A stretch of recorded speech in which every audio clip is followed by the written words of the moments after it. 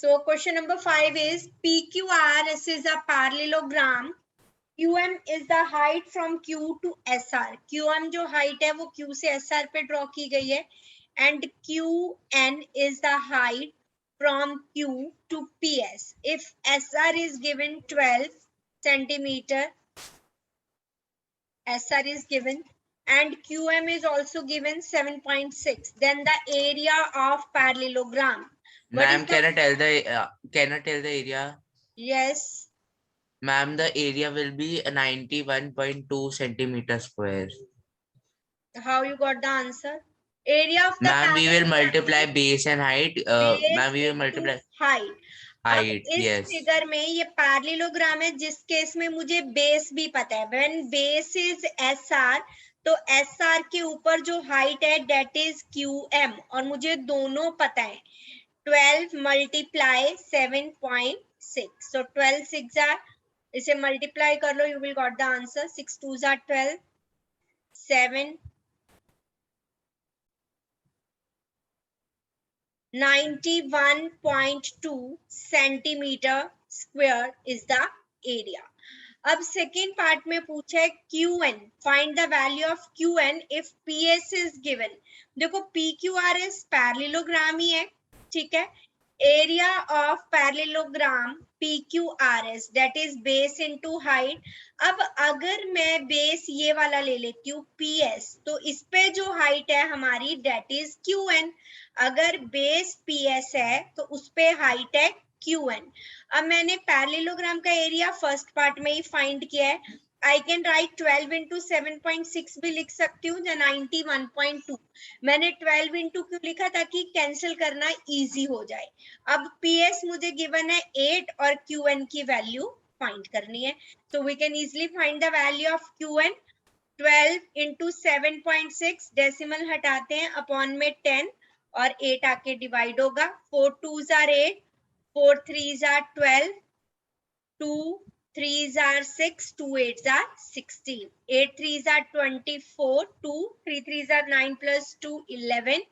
So 11.4 centimeter is the value of height QN. Is it clear to all of you? कोई doubt? हाँ जी. Area of parallelogram होता है base into height. जब SR base है, ये base है, तो इसके ऊपर हाइट है QM. अब हमने बेस PS को लिया तो इसके ऊपर हाइट है QN. तो area of parallelogram is base into height. पहले बेस और हाइट जो दोनों पता है SR और QN, वहां से हमने एरिया फाइंड कर लिया. नाउ पैरेललोग्राम का ही एरिया है और PS भी बेस हो सकता है, लेकिन अगर बेस PS है तो उस पे हाइट QN है. सो एरिया ऑफ पैरेललोग्राम हमने फर्स्ट पार्ट में फाइंड किया. PS हमें पता है, we can find the value of QN. Let us move to the next one. TL and BM. TL and BM are the heights on the sides AB and AD respectively of parallelogram. अब यहाँ पे area of the parallelogram is given. ABCD is a parallelogram. Area of parallelogram ABCD, that is given 1470 centimeter square.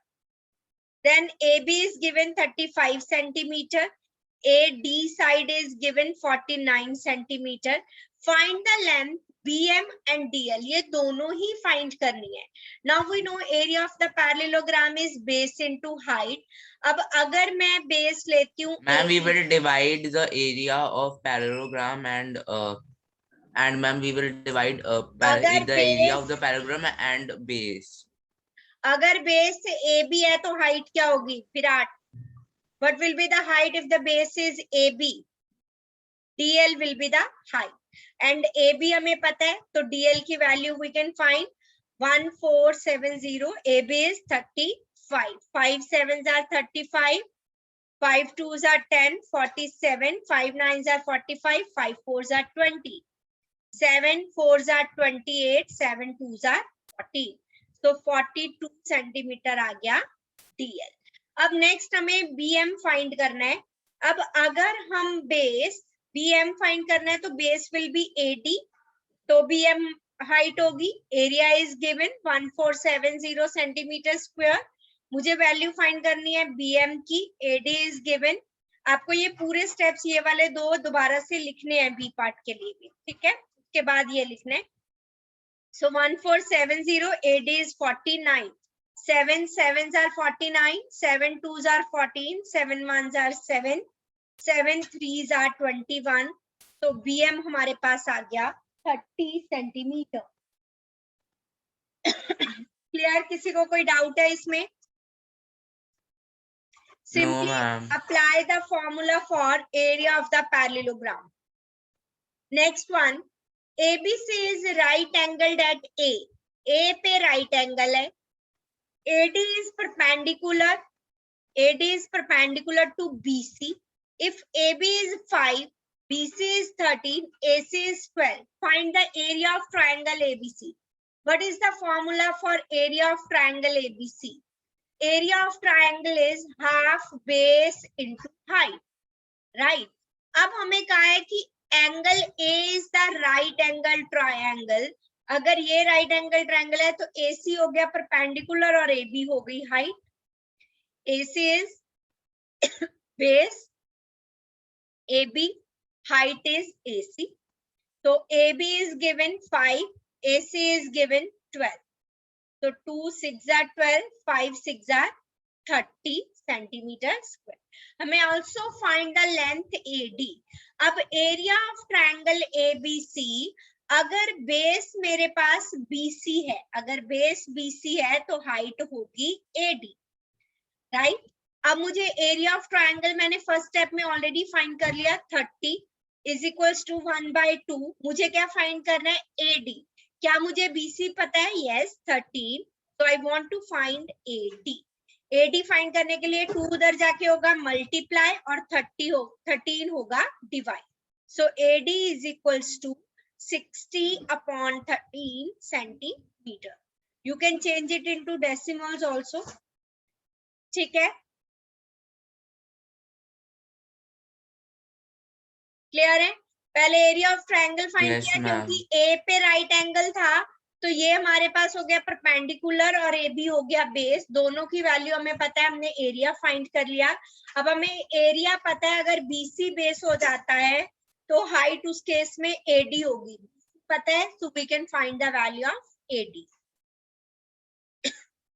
Now next one, triangle ABC is isosceles, means two sides are equal with AB and AC 7.5 and BC is 9.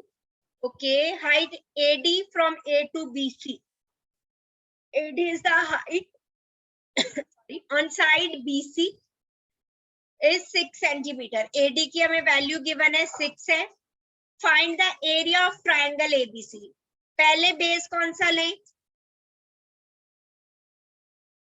हमें देखो 9 BC पता है 9, और इसके ऊपर जो perpendicular है वो भी पता है. So area of triangle half, base जब BC है तो हाइट है AD. So half BC is 9, AC is 6. 2 3s are 6, 9 3s are 27 centimeter square. Now what will be the height from C to AB? C से AB पे जो height draw की गई है CE, वो हमें फाइंड करनी है कि CE की वैल्यू क्या है. अब अगर बेस AB हो जाता है तो हाइट होगी CE.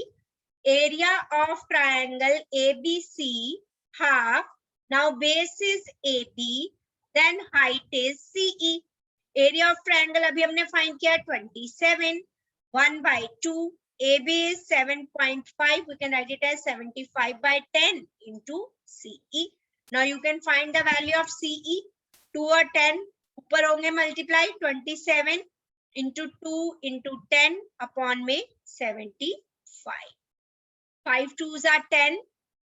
5 1s are 5. 25 15. 3 5s are 15. 3 9s are 27. 9 4s are 36 upon 5. 5 7s are 35. 1 10. 5 2s are 10. So 7.2 centimetre.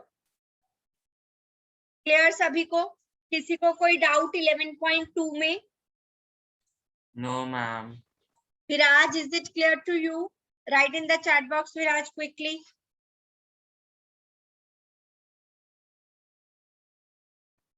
Okay.